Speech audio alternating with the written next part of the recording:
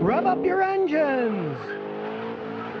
Today I'm going to talk about why not to buy a car at CarMax. Now, I'm a big proponent of buying used cars. CarMax only sells used cars. But there's one main reason you buy a used car, and that is to save money. And CarMax, their prices are way too high. Thousands of dollars more than you can find at many other places. I had a customer a couple years ago, bought a 5-year-old car from CarMax. It had 60,000 something miles on it, and they only saved $4,000 off of what a brand new one would have cost. I mean, really, if you can buy a car that's 5 years old and has 60 something thousand miles on it, and all you're saving is $4,000 on a $25,000 to $30,000 car, you might as well just go out and buy a brand new one. Some of my own customers, they balked at the prices, and I've even met professionals that said, I don't know how they do it at CarMax, but they charge so much more for their cars and get away with it. Yes, CarMax is a big corporation. In 2018, net sales and operating revenues of over $17 billion.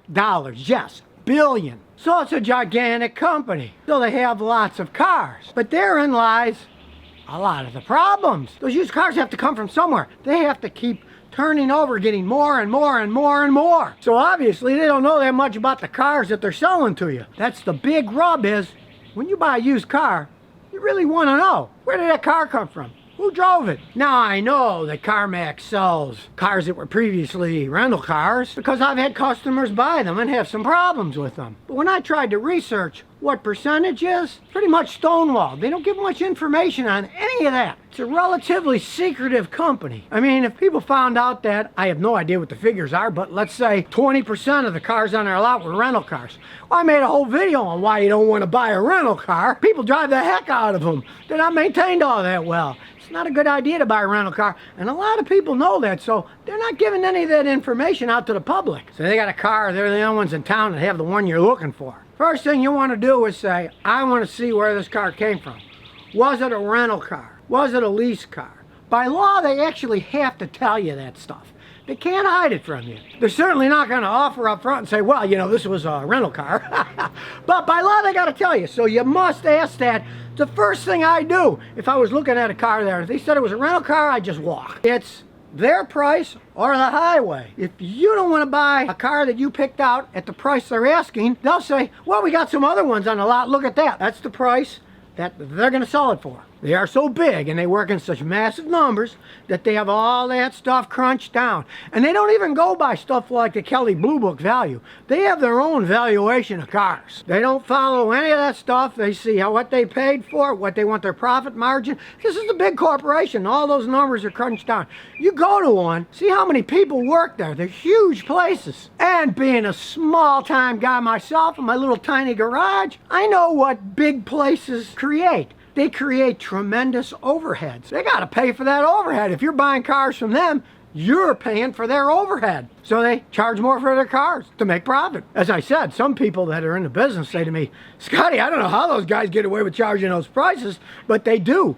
Well, I know the main reason they get away with it. And the main reason is this. Most people these days don't know that much about cars. What they're worth, what kind of shape they're in. So they're selling to a pretty much ignorant public. As I said previously, I had a customer who bought a 5-year-old car with 60,000 miles, and all he saved was $4,000 on a $25,000 car. Heck, he might as well have gone out and bought a brand new one. But he didn't know that until he brought it in, and I was working on the car a few months later, changing the oil and just checking it out for him, and I asked him what he paid for it. And when I told him what he could have got a new one from, he just about slapped himself in the head and said, gee, I thought I was getting a deal. But no, you're dealing with a giant corporation. Do you ever think you're going to get a deal? These guys are pros. They buy cars and they sell cars. And they buy them low and they sell them as high as they possibly can. And with $17 billion in sales last year, they're selling a lot of cars for a lot of money. For your advantage of a CarMax, I do have to admit, they have a very wide choice.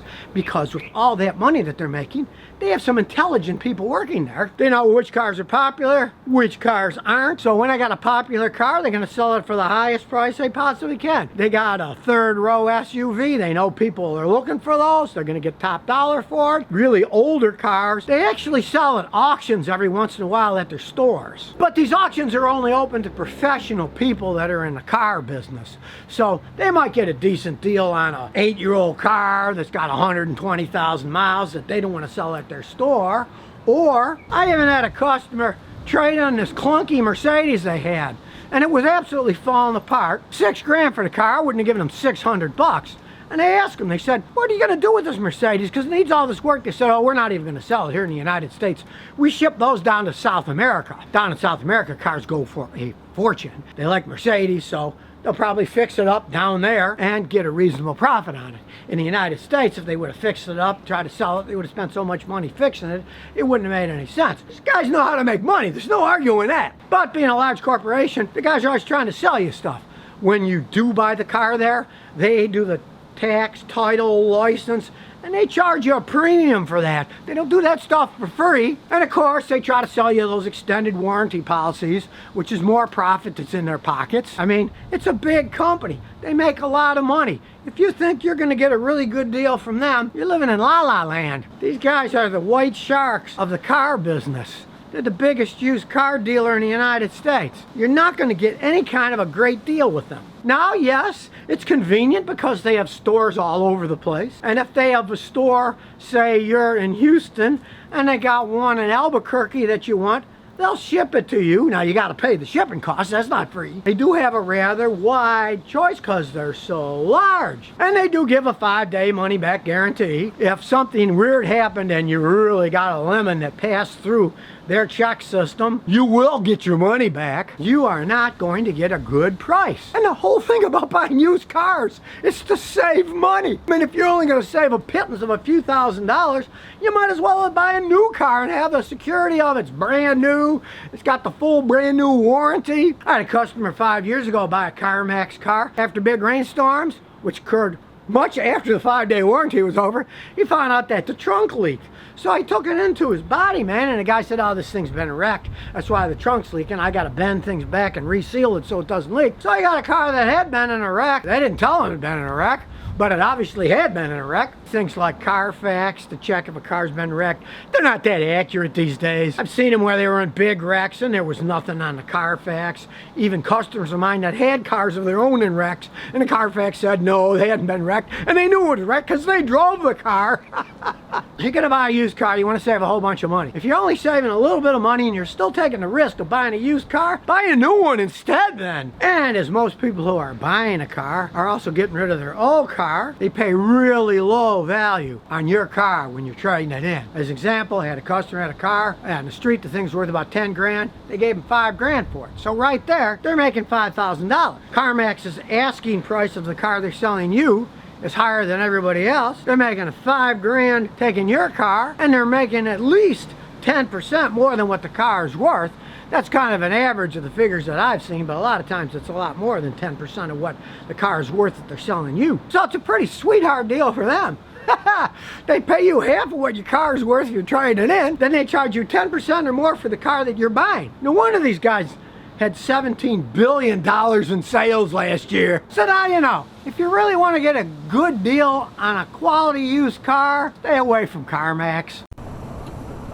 So if you never want to miss another one of my new car repair videos, remember to ring that bell.